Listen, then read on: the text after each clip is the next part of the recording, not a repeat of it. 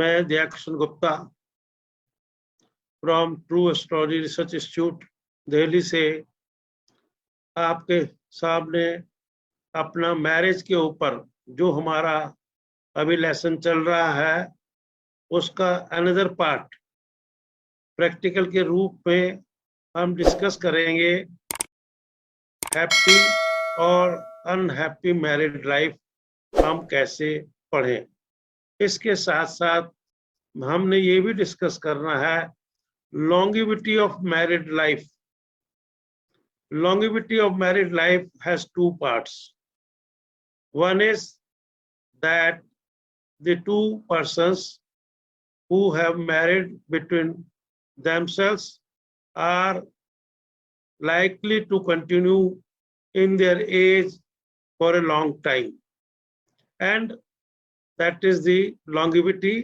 Another, that is there is no breakup, no separation in their life, and third part is on divorce. तो आज हम एक chart की मदद से आपको इन तीन चीजों के ऊपर किसी भी हॉरोस्कोप में कैसे पढ़ेंगे ये हम अभी आपके साथ शेयर करेंगे। सबसे पहले मैं आपको बताता हूं, हमारा जो 7th हाउस है, हमारे जो पत्री के अंदर कुंडली के अंदर 7th हाउस होता है, that house represent sexual relationship, और इसके अंदर जो 7th हाउस है वो मेरे पार्टनर का है। और अगर 7th हाउस का संबंध और पार्टनर के साथ संबंध जो है वो फेवरेबल हाउसेस से नहीं होता, अगर 7th हाउस का संबंध मेरा 4, 6, 10 या 12 हाउसेस से होता है तो उसके अंदर मेरे पास प्रोबेबिलिटी ऑफ अनहैप्पीनेस बढ़ जाती है। चौथा घर, जैसे अभी हमने बताया था कि 5वां घर जो मेरा love, romance, compatibility, chemistry, equation का है, उसके अंदर कमियां आ जाती हैं। 6th house is house of separation. 7वें घर से 12th हाउस होता है और ये हमारे पार्टनर का ईगो को भी रिप्रेजेंट करता है। अब 10th हाउस क्या है? 10th house is 12th to 11th house. 11th house is fulfilment of desire, लाभ, and 12th house is expenditure of one, life का एक्सपेंडिचर है। और अगर हमारे किसी भी चार्ट के अंदर 6-12 का योग बनता है तो वो एक क्लियर इंडिकेशन देता है कि देयर में भी सेपरेशन और अनहैप्पी मैरिड लाइफ। तो इस प्रकार अगर हैप्पी मैरिड लाइफ देखनी है तो मेरे को मेरा जो लगन का सब लॉर्ड है और 7th हाउस का सब लॉर्ड है उसका संबंध 1, 3, 5, 7, 9, 11 हाउसेस से होता है, विदाउट इन्वॉल्विंग नेगेटिव हाउसेस 4, 6, 10, 12। तो हम ये कह सकते हैं कि इस बच्चे के जीवन में मैरिड लाइफ हैप्पी होगी। और अगर 4, 6, 12 का इन्वॉल्वमेंट है और 5, 7 का भी है तो there is probability of unhappy married life.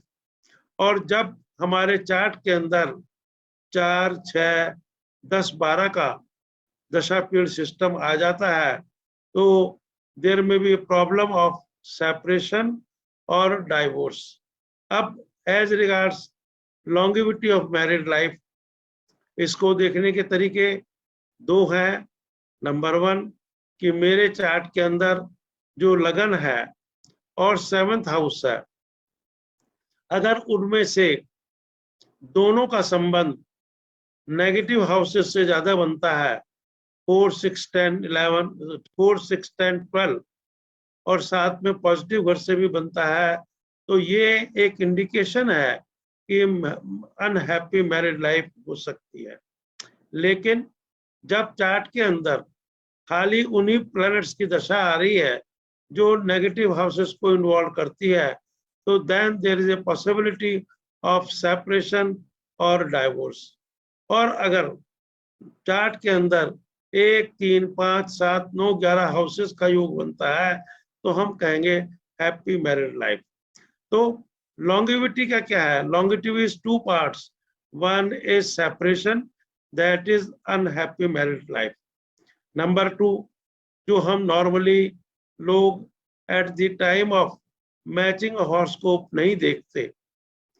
कई बार जब हम मैचिंग ऑफ हॉरोस्कोप कराते हैं तो हमारे जो भी ज्योतिषी लोग हैं उनका सबसे पहले इम्पोर्टेंट जो रोल होना चाहिए कि जो हमारे 2 पार्टनर हैं जिनकी हम पत्री मिलान कर रहे हैं उनके चार्ट के अंदर लॉन्गेविटी कितनी है, उनकी जो दशा प्रेजेंट महादशा चल रही है क्या वो दशा मार्केश दशा तो नहीं है, या जो उसके बाद आने वाली दशा है वो मार्केश तो नहीं है। अगर दोनों के चार्ट्स को हम इंडिपेंडेंट इस चीज को चेक कर लें कि दोनों के अंदर आने वाली दशाएं महादशा मार्केश दशा नहीं है, तो then none of them will get death on any account, either due to chronic sickness or accident or some medical problem. So जो separation है that is one part, or all of a sudden due to certain disease, accident or medical problem death होती है, that is also reduces the longevity of married life. अब सवाल उठता है divorce. Divorce is also one factor, उसको हम कैसे देखेंगे? डाइवोर्स को देखने के लिए मुझे सबसे पहले अपने लगन और 7th हाउस दोनों के हिसाब से उनका जो सब लॉर्ड है उसका संबंध देखना है। क्या 7th का संबंध स्टार 7 को इन्वॉल्व करके उसका सब लॉर्ड 4, 6, 10, 12 में तो नहीं जाता, और अगर सब लॉर्ड का सब लॉर्ड भी इसी प्रकार इन्वॉल्व करता है तो either there is no marriage, और अगर पॉजिटिव घर भी इन्वॉल्व होते हैं तो मैरिज तो हो जाएगा लेकिन subsequently destruct role of negative planets की दशा आएगी, तब डाइवर्शन होने के चांसेस, सेपरेशन होने के चांसेस बन जाते हैं। डाइवोर्स क्या है? डाइवोर्स एक लीगली डिसीजन है by court for separation of husband and wife relations. तो मैं आपके साथ शेयर करता हूं एक चार्ट जिसके अंदर हम ये डिस्कस करेंगे कि इन चीजों को हम कैसे रीड करें। Please see on the screen.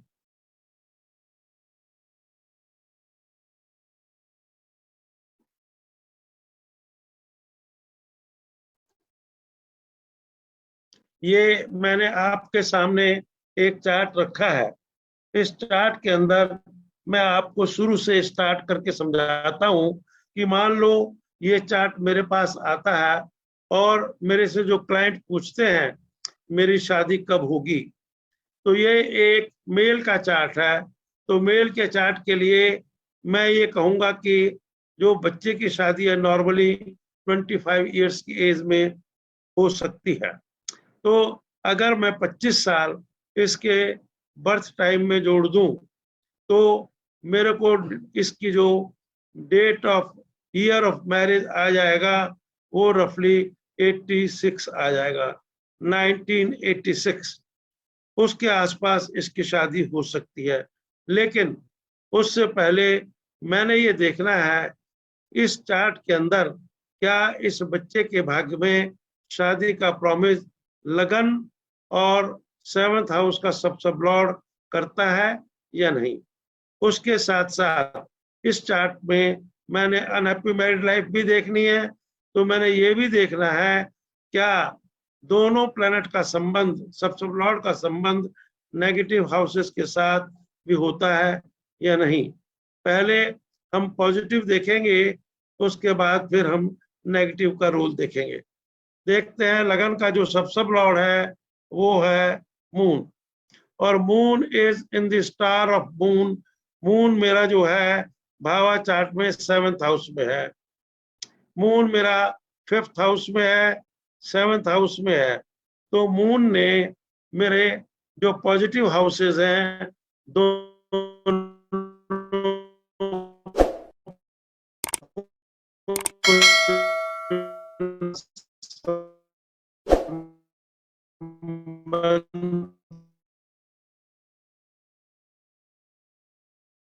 में जाता है। मैं देखता हूं मरकरी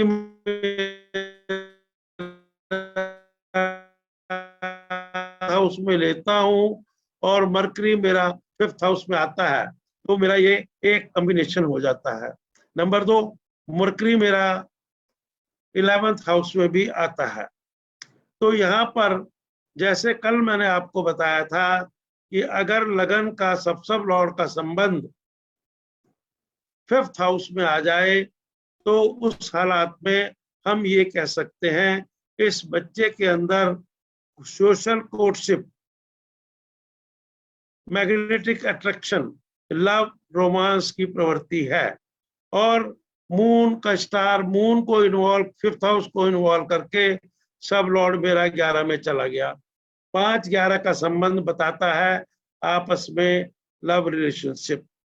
और इसके साथ साथ मैं देखता हूं कि मेरा मरकरी 7th हाउस में भी है, तो यहाँ पर 5 और 7 दोनों का संबंध हो रहा है। तो दिस शोज कि इनका एक लव मैरिज का भी केस बन सकता है। अब मून का सब लॉर्ड है जुपिटर। जुपिटर में देख रहा हूं कि ना मेरे 5 में है, ना 7 में है, ना 11 में है। जुपिटर को मैं देखता हूं 2 में नहीं है, 4 में नहीं है, 6 में नहीं है, 9 में है। 9 इज पॉजिटिव। 10 में है। 10 में जुपिटर का पीएस है, वो भावा चार्ट में बैठा है। तो इस प्रकार हम कहेंगे only 10th house is a negative houses, but still 9th house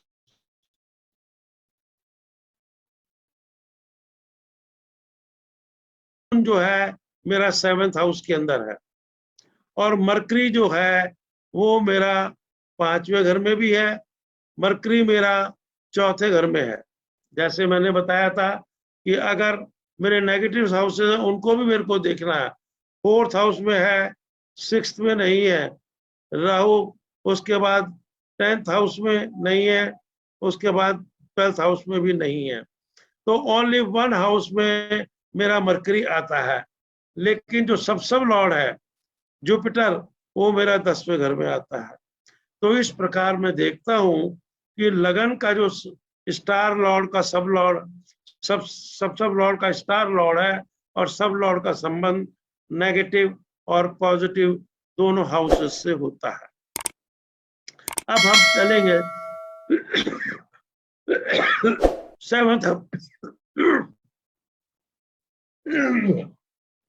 7th house की तरफ। 7th हाउस का सब लॉर्ड है मरकरी और मरकरी का पीएस है। पहली बात ये, मरकरी राहु के नक्षत्र में है। पहले हम मरकरी का पीएस पढ़ते हैं। मरकरी और सब लॉर्ड है इसका केतु। मरकरी मेरा आ गया 7th हाउस में, तो अपने आप को इन्वॉल्व कर रहा है। मरकरी मेरा 5th में भी आ रहा है, मरकरी मेरा 11th हाउस में भी। So Mercury has involve all the 3 positive houses which are significator of a good marriage योग। बट इसका जो सब लॉर्ड है मरकरी का केतु है। केतु मेरा 6th हाउस में है, केतु मेरा 10th हाउस में है। और केतु क्या रिप्रेजेंट करता है? Ketu is Shani Mars. शनि मेरा दूसरे में है, शनि मेरा 4थे में है, शनि मार्स मेरा 6ठे में है, केतु भी मेरा 6ठे में है, केतु भी मेरा 10वें में है और मार्स मेरा 12 में है। तो यहाँ पर मैं देख रहा हूं कि जो मेरे 7th हाउस का सब लॉर्ड है उसने 2, 4, 6, 10, 12 all the negative houses has involve. लेकिन हम ये देख रहे हैं केतु जो है, केतु इज मार्स और केतु जो है मेरा वैसे तो केतु का पीएस नहीं है, केतु मेरे 11वें घर में भी है, लेकिन केतु जो है that represent Shani and Mars, वो मेरा 11वें घर में शनि आ रहा है, समझे ना। शनि 5वें में भी आ रहा है। तो इस प्रकार मैंने कहा कि भाई ये पॉजिटिव और नेगेटिव दोनों घरों को इन्वॉल्व करता है। इस प्रकार ये एक क्लियर इंडिकेशन है कि इस चार्ट के अंदर लगन और 7th हाउस के जो सब लॉर्ड है उन्होंने पॉजिटिव और नेगेटिव हाउसेस के साथ कॉम्बिनेशन बनाया। It may be A unhappy married life. इसके साथ साथ हम ये देखेंगे, जैसे अभी मैंने बताया कि प्रॉमिस है तो शादी कब हो सकती है।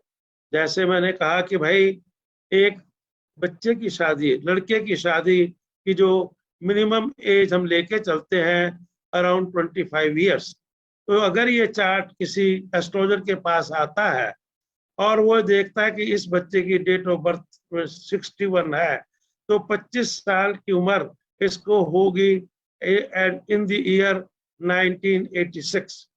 तो 86 मैं देखूंगा इसके चार्ट में उस वक्त 86 में कौन सी दशा इसको चल रही होगी। मैं देख रहा हूं कि 1989 तक इस बच्चे के चार्ट में राहु की महादशा चल रही थी। मैंने अब ये देखना है क्या राहु की महादशा इस बच्चे को शादी का प्रॉमिस कराती है या नहीं। मैं देखता हूं राहु जो है केतु के नक्षत्र में है।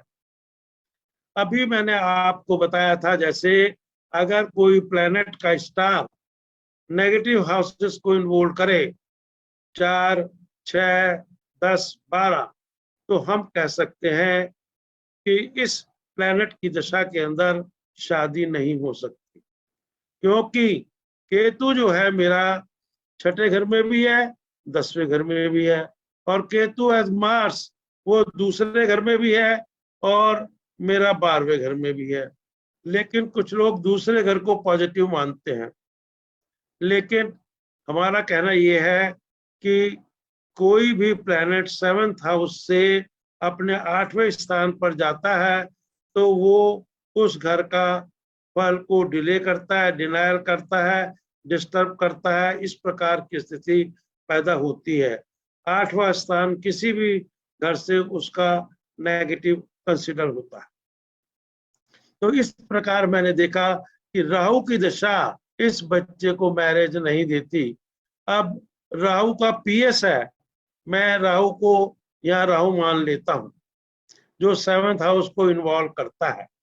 अब मैं ये कहता हूं कि भाई इसका सब लॉर्ड वीनस है, वीनस को सपोर्ट करना चाहिए तो शादी होगी, और सपोर्ट नहीं करेगा तो मैरिज नहीं होगी। वीनस मेरा दूसरे घर में है, वीनस मेरा 6ठे घर में है, वीनस का पीएस है। वीनस मेरा जो है उसके बाद 8वां घर में बैठ नहीं मानता और 10वें में नहीं है और 12वें में भी नहीं है। तो हम ये देखते हैं वीनस मेरा 11वें घर में है। तो इस प्रकार 7 को इन्वॉल्व करके वो अगर 11वें घर में जाता है तो योग तो बनता है, लेकिन राहु का जो सब लॉर्ड केतु है वो फिर 6 और 10 में चला जाता है। तो इस वजह से, इसकी वजह से राहु की दशा में इस बच्चे की मैरिज का योग नहीं पॉसिबल था। तो इसके बाद आती है जुपिटर की दशा जो आएगी 1/11/1989 के बाद। अब हम देखते हैं क्या जुपिटर की दशा 1989 में, इसके बाद आप समझ लीजिए 89 को 19 लगा लीजिए आप, तो 90 के अंदर इस बच्चे की उम्र कितनी हो जाएगी, अराउंड 29 ईयर्स। क्या जुपिटर की दशा इसको मैरिज देती है। अब इससे आपको ये क्लियर इंडिकेशन हो गया कि इस बच्चे के भाग्य में लेट मैरिज का योग है। अब हम देखते हैं कि जो जुपिटर है, जुपिटर मुझे इसके मैरिज के बारे में क्या कहता है। जुपिटर इज सन शनि, पहले हमने देखा है जुपिटर सन के नक्षत्र में है और शनि के सब लॉर्ड में है। सन मेरा भावा चार्ट में 7th हाउस के अंदर है और शनि जो है मैं देखता हूं वो मेरा 5th हाउस के अंदर है, समझे। और सब लॉर्ड मार्स, मार्स मेरा जो है वो 6ठे घर में आ गया और दूसरे घर में है, उसके बाद 6ठे घर में है, उसके बाद 10वें घर में है, उसके बाद 12वें घर में। लेकिन हम ये देख रहे हैं कि जुपिटर इसको शादी दे सकता है। इस बच्चे की मैरिज हुई 14/3/92। अब आप अंदाजा लगा लीजिए कि इस बच्चे की मैरिज इमीडिएटली आफ्टर 89 के बाद 90 में क्यों नहीं हुई। Let us see for this angle first. अगर मैं 1/12/1990 मैं देखता हूं कि बृहस्पति का गोचर क्या बता रहा था।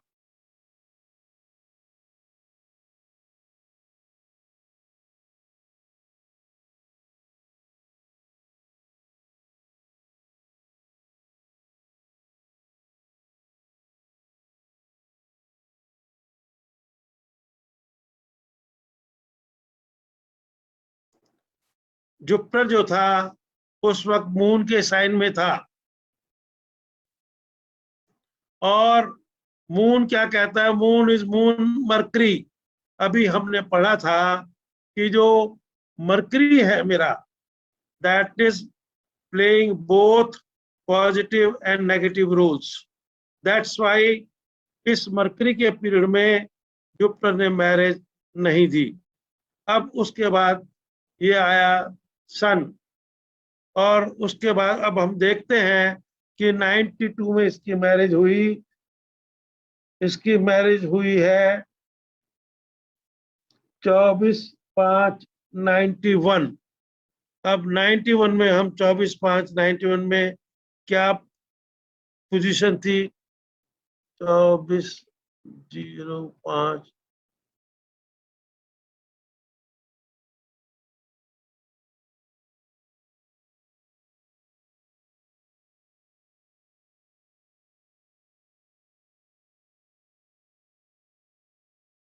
अब हम देख रहे हैं Jupiter moon Rahu and Rahu.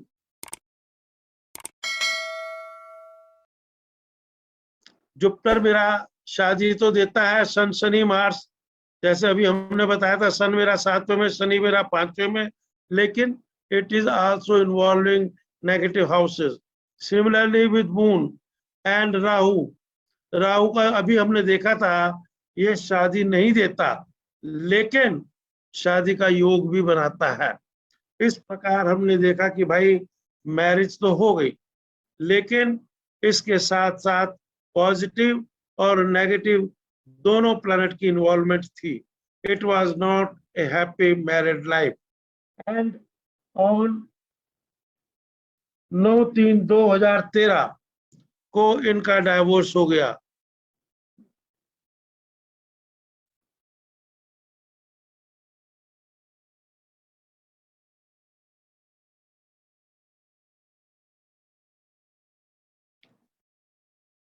अब आप देखेंगे कि इनको जो दशाएं चल रही थी उस वक्त शनि क्या कहता है, शनि इज सन राहु।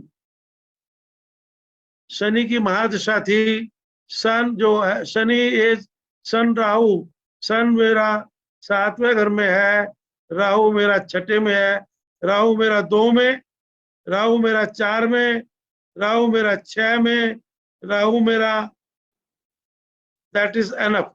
समझे ना। राहु क्या है, सन केतु, और केतु मेरा 10वें में है और सन मेरा 12वें में है। तो आप देख रहे हैं यहाँ पर शनि जो है इसका जो सब लॉर्ड है it was involving all the negative houses 2, 4, 6, 10, 12। समझे ना। अब देखते हैं हम वीनस। वीनस क्या कहता है, वीनस केतु। वीनस मेरा जो है वो 2 में है। उसके बाद सिर्फ यहाँ पर मैं ये कह सकता हूँ वीनस मेरा 11वें घर में है और केतु मेरा कहीं नहीं आता। केतु मेरा 6 में है, 10 में है और वीनस मेरा 6 में भी है। वीनस का पीएस है, वीनस मेरा 2 में, वीनस मेरा 6 में, वीनस मेरा जो है 2 में, 6 में और 2 और 6 के अंदर वीनस आता है, जो कि मेरे को शादी डिनाई करता है। समझे ना। अब हम सन को देखते हैं। सन इज मून वीनस। तो मून तो मेरा 7वें में है, लेकिन वीनस मेरा नेगेटिव हाउसेस में जाता है, 2 में, 6 में और जो है, इसलिए ये is not A positive thing. और इसी प्रकार मून, और हमने देखा कि भाई इस टाइम इनका जो दशा चल रही थी जुपिटर की, जो साइन था वो वीनस ही था। और Venus is not a strong significator for divorce. इस प्रकार हम किसी भी चार्ट के अंदर एक डाइवोर्स की स्थिति चेक कर सकते हैं। अब सवाल उठता है कि इन संबंध में मेरे को ये कैसे देखूं longevity of the child, longevity of the individual, जो उनकी हैप्पी मैरिड लाइफ, जो उनकी लॉन्गिविटी ऑफ मैरिड लाइफ को बताए। तो यहाँ पर हमने देखा कि एक एस्पेक्ट जो सेपरेशन का है वो तो फुलफिल हो गया। क्या मैं इस चार्ट के अंदर कम से कम लॉन्गिविटी 1% की देख सकता हूं या नहीं? Yes, we can see longevity अगर हमको देखनी है। There are 2 methods. नंबर 1, आपको जैसे मैंने पहले लगन के टाइम बताया था कि जो लॉन्गिविटी के हाउसेज हैं, 8th house is house of death and longevity, और भावतम के अनुसार 8 से 8वां घर, that is 3rd house, is also house of longevity and Lagan is also house of longevity। अगर इन तीनों हाउसेस का, लगन का, 3rd हाउस का और 8th हाउस का जो सब लॉर्ड है, उनका स्टार का संबंध सिर्फ मार्केश, बादकेश और हाउसेस से होता है without negation by sublord the provision of these houses। हम ये कह सकते हैं कि इन बच्चे की लॉन्गिविटी शॉर्ट नहीं है।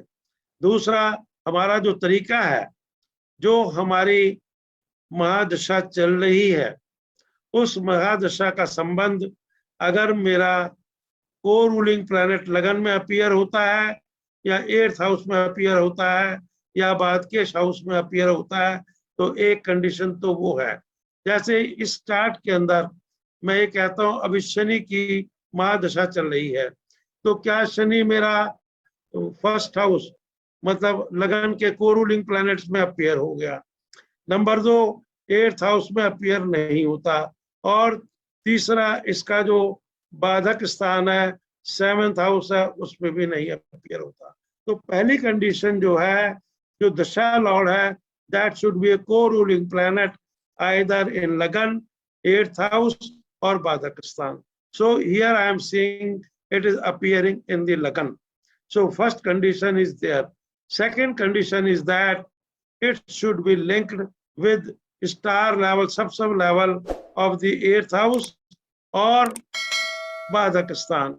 So Saturn जो है that is in the star of sun, और मेरे 8th हाउस का सब लॉर्ड है मरकरी, उसका कोई संबंध सन से नहीं है। सिमिलरली जो 7th हाउस है बादकस्तान, उसके अंदर भी सैटर्न का संबंध मेरा सन से नहीं होता या सैटर्न से नहीं होता। तो मैं ये कह सकता हूं कि Saturn is not a maraka dasha in this chart for evaluation of death early of the individual.